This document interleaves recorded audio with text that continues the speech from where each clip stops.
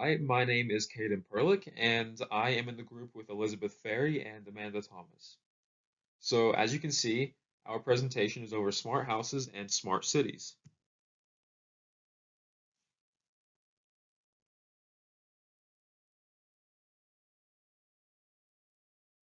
So, what exactly is a smart home and a smart city? So, first, a smart house, also known as home automation, is a system that monitors and controls home attributes like climate control, appliances, lighting, and pretty much any task that you can think of. It can be automated, and that can be used to make your house considered a smart home. In short, it is anything outside of the basic home appliance that uses technology to help make your everyday life easier, more efficient, or safer.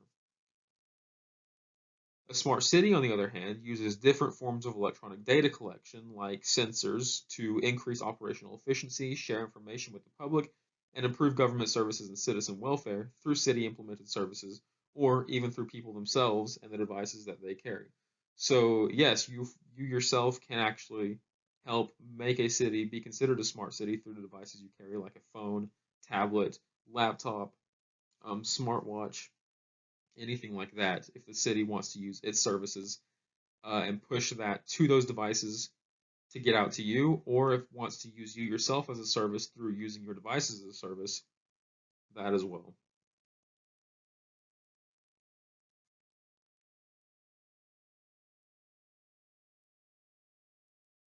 So, how exactly is technology changing our homes? Well, first and foremost, technology is making our homes vastly more intelligent than they used to be. Um, some people have automated climate control systems, automatic light fixtures, and some people even have AI controlled systems that might be able to detect any problem that you could think of inside your house. So the goal of these uh, of smart homes and the devices in them is to save you time, save you money, and keep you safe. So, for example, automated climate control system saves you time and money. It being automated means you don't have to go to every room in your house, making sure it's precisely how you or anyone else wants it to be. It can save you money because they're much more dependable and much more accurate than a human is in changing uh, the actual climate in your house based on the weather outside. It can do it much more precisely and on a day-to-day basis so that you never forget to do it yourself. So you don't do things like forgetting to turn off your heat. Automatic light fixtures, again, saves you time, saves you money. You don't have to go through remembering to turn off all the lights in your house when you're leaving because it can just do it all for you, or you can press a button on your phone. Um, it can turn on lights for you, but mainly one of the big things is it can save you money and time by not having to turn them off yourself. And then, like I said, these houses keep you safe. I've heard that there are AI controlled systems that can pretty much detect anything in your house that you program it or someone else has programmed it to detect. So in this case, uh, they actually have systems that can detect things like sparks. So it's literally looking at everything at all times, everywhere in your house through the cameras, and it's analyzing anything that's out of place. So like this, a spark, it knows that a spark can cause a fire, so it'll alert you to this outlet. It'll tell you where that outlet is and that you need to fix it basically. Um, Smart houses could, detect if doors are open or if doors are locked, if they're could use facial recognition to see if there's someone in your house that isn't someone who's supposed to be there. So all of this can actually be achieved through your simple Wi-Fi connection, and all of the sensors that are connected to your house, like cameras, voice-activated microphones, like I said, facial recognition, light sensors, anything like that can be used to actually control the devices that you want to control.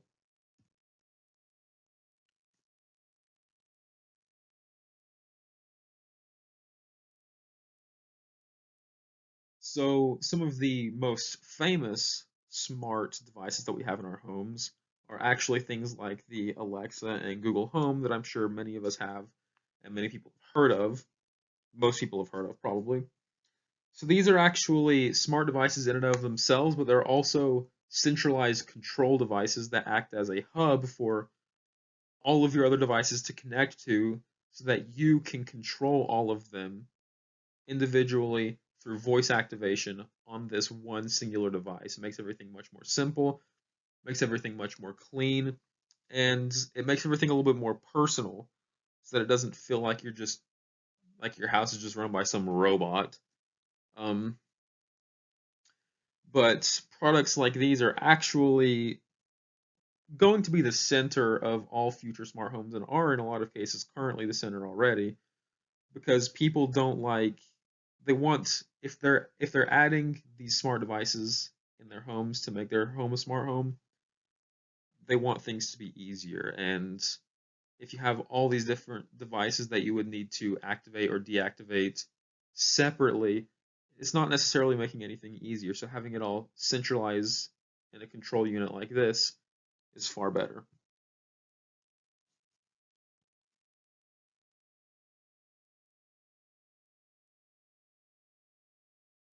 So how exactly is technology changing our cities?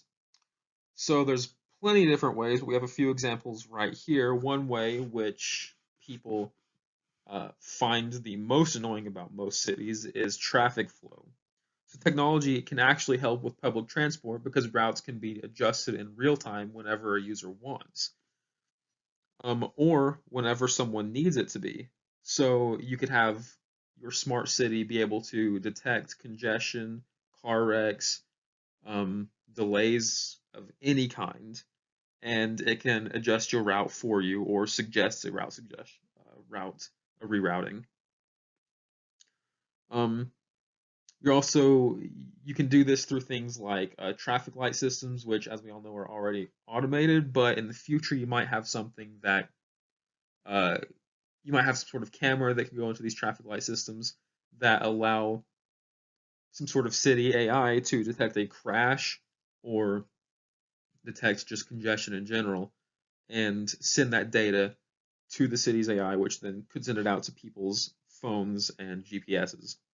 So improving energy efficiency is one of the big things that smart cities can do. Cities are able to monitor real-time energy usage, and basically one of the big things about this is you can reallocate or allocate energy where it needs to go instead of where it doesn't need to go, which improves efficiency, like it says, and saves money and can also save the climate. We can do this by using smart energy meters that are designed to reduce energy consumption and by using lights that can be adjusted to dim or even brighten depending on real-time data. And this kind of connects back to the smart home aspect, which can make a smart city uh, if enough smart homes reside within it. And one of the biggest things that smart cities do is make themselves much safer than the average city. So because we have vast Wi-Fi connections everywhere we go, cities are able to use technology like cameras to improve safety and increase response times or warn of threats. So if you have a car crash, then a smart city with these cameras might be able to alert emergency services. A city might be able to push out a push notification to you on your phone if there has been some sort of attack, send out a warning. We already see stuff like this happening right now with Amber Alerts um, being sent out to people's devices whenever someone is kidnapped. And smart cities could warn of potential weather threats to people who are unaware of them.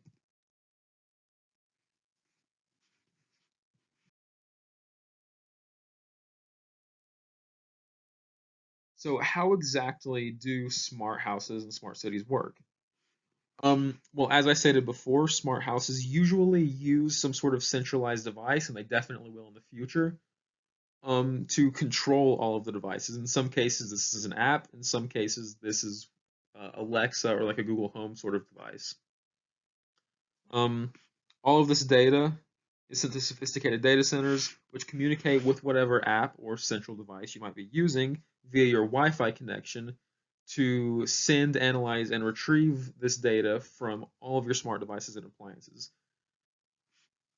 So these data centers actually analyze the data and send the correct responses back to your devices in order to allow them to work properly. It also analyzes the data and collects them to possibly recognize your habits and make custom routines for you automatically, anything like that.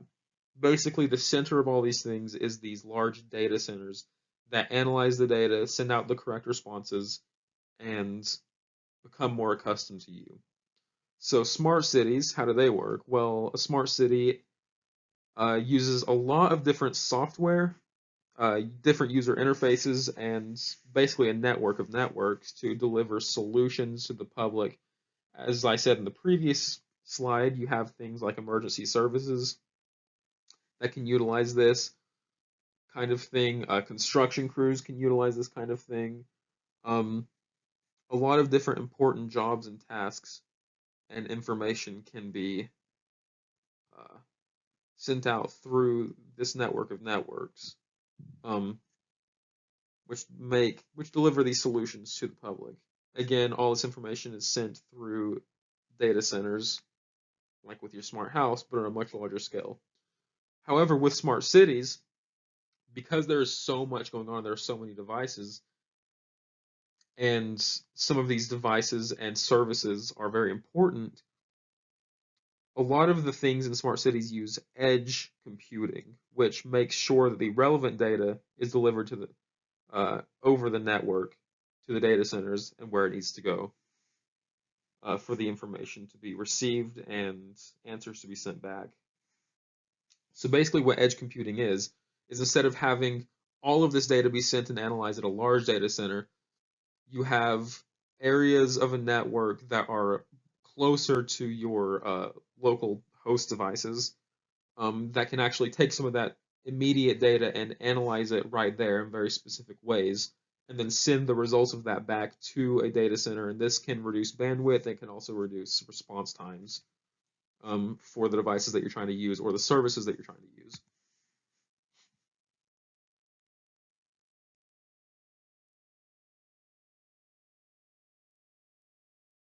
So, are there any perceived downsides to the implementation of smart cities in homes? This is the big question that a lot of people have. So, one of the big things that we've heard recently, and most people have their major downside to stuff like this, is trust issues. Some people lack trust in the systems, whether that be the system themselves or the people that run the system. There are just simply people who are hesitant to entrust their time, money, or even lives in something they don't fully understand. Down here we have four different things that people, usually talk about all the time.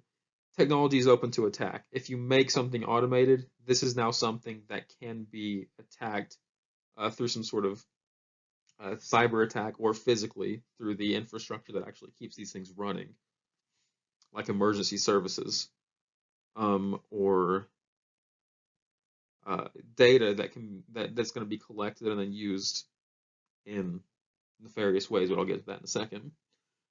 Technology can either fail on its own or glitch if it's not maintained properly or just implemented properly in the first place. People have a big fear of technology just not being very accurate or being prone to fail because they have all these systems at home that fail all the time. They don't know how to fix them. In reality, obviously, automated systems are much more safe, much more accurate, and much more efficient than humans are. So we really don't have anything to worry about. Another big thing is corrupt people running and funding these systems. So people want to know what is happening with this data that's being collected. It's always said that data in today's day and age is like the oil of 100 years ago. It is what makes people money, and that can be exploited in some way. Whether that's just a single bad actor looking to steal data and use it against specific people or a group of people, whether that's politicians or the government who want to keep an eye on the public, or whether that's big companies like AT&T, Verizon, Facebook who want to take this data and sell it and give your personal information to people who shouldn't have access to it. And then you don't know what's happening to it with it once it's at in those third parties' hands. The next problem is that it requires a vast amount of bandwidth. And this can be a bad thing because if you have so many devices and so many services connected to one gigantic network of networks, typically there's going to be a lot of important things attached to those networks that can't really be slowed down without notice, or bad things happen, whether it's emergency services or important jobs that people are doing. If the bandwidth is overused, then you do have a problem on your hands, um, in a lot of ways. However, my personal take on all of this is that there can be a problem with almost anything that we have or we could invent. Anything you have in your home, there could be a problem associated with it. So we shouldn't throw any of these things away or um, try to push them into kind of not having as big of a role in society as they should, just because there are specific problems that are attached to it, because those problems can be fixed or mitigated, just like with literally anything else you use in your life. The benefits far outweigh the negatives with this kind of thing. As long as you have the right people on top of it, these things like smart devices in your smart homes and smart services in your smart cities, if utilized to their fullest potential, can be a very, very good thing for society in general. So, yeah, that is the